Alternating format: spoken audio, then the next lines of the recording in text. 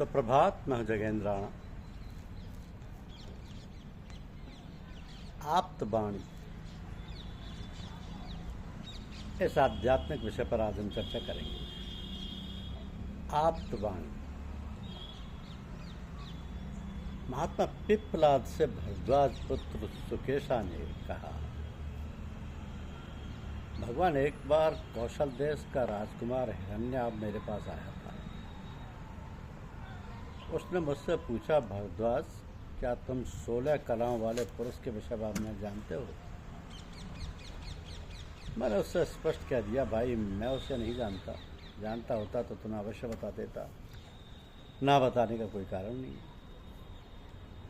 तुम अपने मन में यह ना समझना कि मैंने बहाना करके तुम्हारे प्रश्न को टाल दिया, क्योंकि मैं झूठ नहीं बोलता। झूठ बोलने वाले का सर्वनाश हो जाता है। वह श्लोक में या परलोक में कहीं भी प्रतिष्ठा नहीं पा सकता। मेरी इस बात को सुनकर राजकुमार चुपचाप रथ पर सवार होकर जैसे आया था वैसे लौट गया। अब मैं आपके द्वारा उसी 16 कलाओं वाले पुरुष का तत्व जानना चाहता हूँ। कृपया आप मुझे बतलाएं कि वह कहाँ है और उसका स्वरूप क्या है। तो महर्षि पिप्पलाद कहते हैं, प्रिय सुकेशा, जिन परमेश्वर से 16 कलाओं का समुदाय संपूर्ण जगत रूप उनका विराट शरीर उत्पन्न हुआ है, वे परम पुरुष हमारे शरीर के भीतर ही विराजमान हैं। उनको खोजने के लिए कहीं बाहर नहीं जाना है। भाव यह है कि जब मनुष्य के हृदय में परमात्मा को पाने के लिए उत्कट अभिलाषा जागृत हो जाती है, तब वह उसे वहीं उसके हृदय में ही मिल जाती है। तो महासर्ग के आदि में जगत की रचना करने वाले परम पुरुष परमेश्वर ने विचार किया कि मैं जिस ब्रह्मांड की रचना करना चाहता हूं उसमें एक कौन सा तत्व डाला जाए, ऐसा कौन सा तत्व डाला जाए कि जिसके ना रहने पर मैं स्वयं भी उसमें ना रह सकूं, अर्थात मेरी सत्ता स्पष्ट रूप से व्यक्त ना रहे और जिसके रहने पर मेरी सत्ता स्पष्ट प्रतीत होती रहे। तो ये विचार कर परब्रह्म परमेश्वर ने सर्वप्रथम सबके प्राण रूप सर्वात्मा हिरण्यगर्भ को बनाया। उसके बाद शुभ कर्म में प्रवृत्त कराने वाली श्रद्धा अर्थात आस्तिक बुद्धि को प्रकट करके फिर क्रमशः शरीर को उपादान भूत आकाश, वायु, तेज, जल और पृथ्वी, इन 5 महाभूतों की सृष्टि की। तो इन 5 महाभूतों का कार्य ही यह दृश्यमान संपूर्ण ब्रह्मांड है।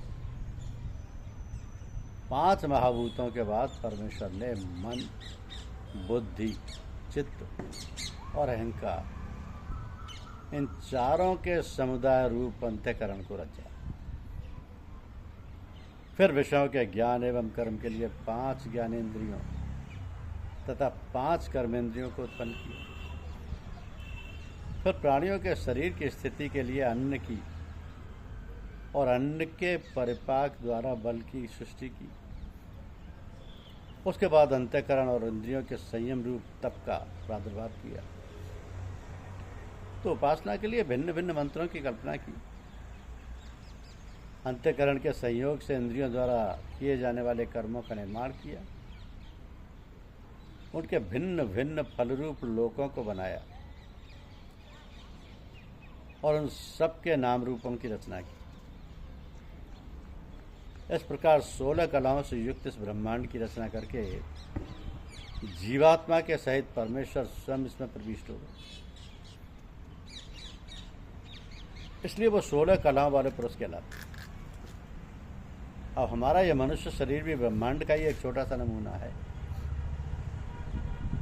अतः परमेश्वर जिस प्रकार इस सारे ब्रह्मांड में है उसी प्रकार हमारे शरीर में भी है, और इस शरीर में भी वह 16 कलाएं वर्तमान हैं। उन हृदय में स्थित परमदेव पुरुषोत्तम को जान लेना ही उस 16 कला वाले पुरुष को जान लेना है। तो जिस प्रकार भिन्न भिन्न नाम और रूपों वाली ये बहुत सी नदियाँ अपने उद्गम स्थल समुद्र की ओर दौड़ती हुई समुद्र में पहुंचकर उसी में विलीन हो जाती हैं। उनका समुद्र से पृथक कोई नाम रूप नहीं रह जाता, वे समुद्री बन जाते हैं।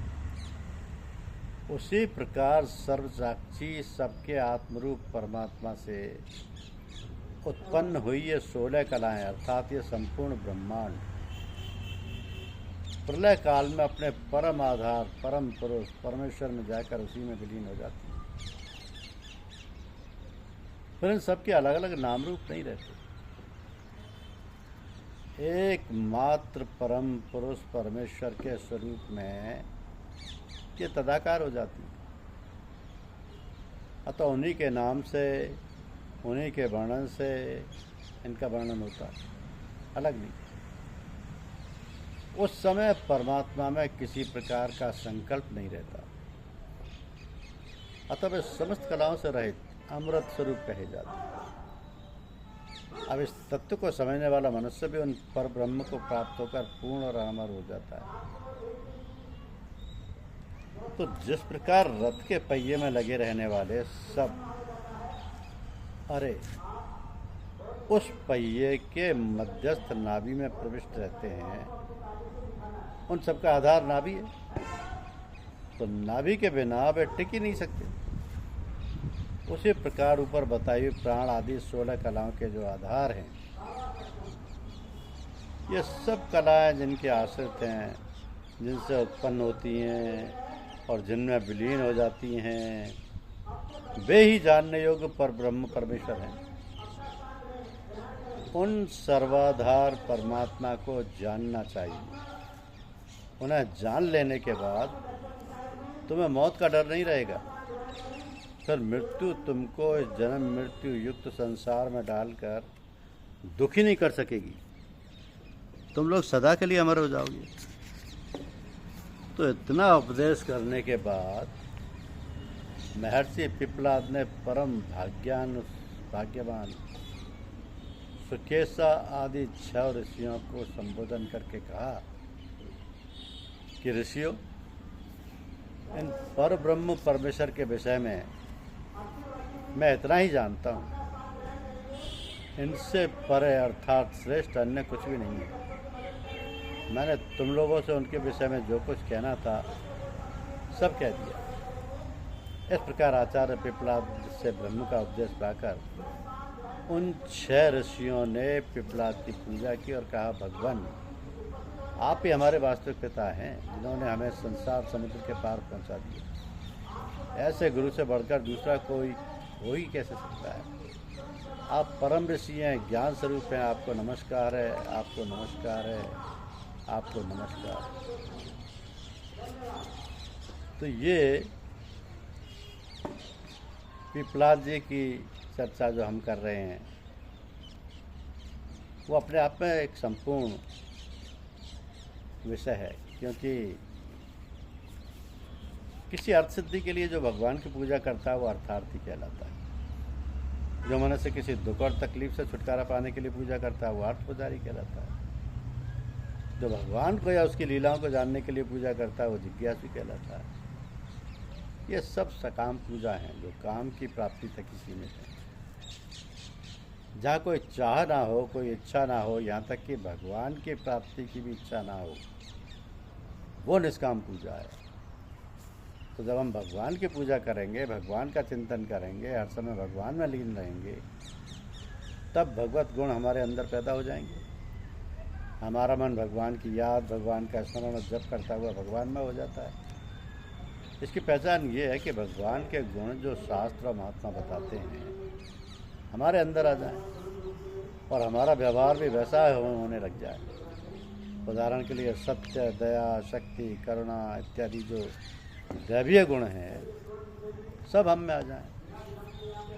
अब पूजा माने हैं भगवान के हेतु ऐसे कर्म करना जिनसे भगवान मिल जाए, हमें भगवान का प्रेम प्राप्त हो, भगवत गुण हम में आ जाएं, दैवी संपदा के हम अधिकारी हो जाएं, हमारे आचार विचार व्यवहार शुद्ध सात्विक और धर्मशास्त्र की मर्यादा अनुसार हो जाए। तो जब हम पूजा पाठ की क्रियाएं, प्रार्थनाएं, स्तुतियाँ केवल भगवान से भगवान के लिए करते हैं तो उसमें कोई इच्छा हमारी नहीं होती, सब भगवान की होती है। धन्यवाद।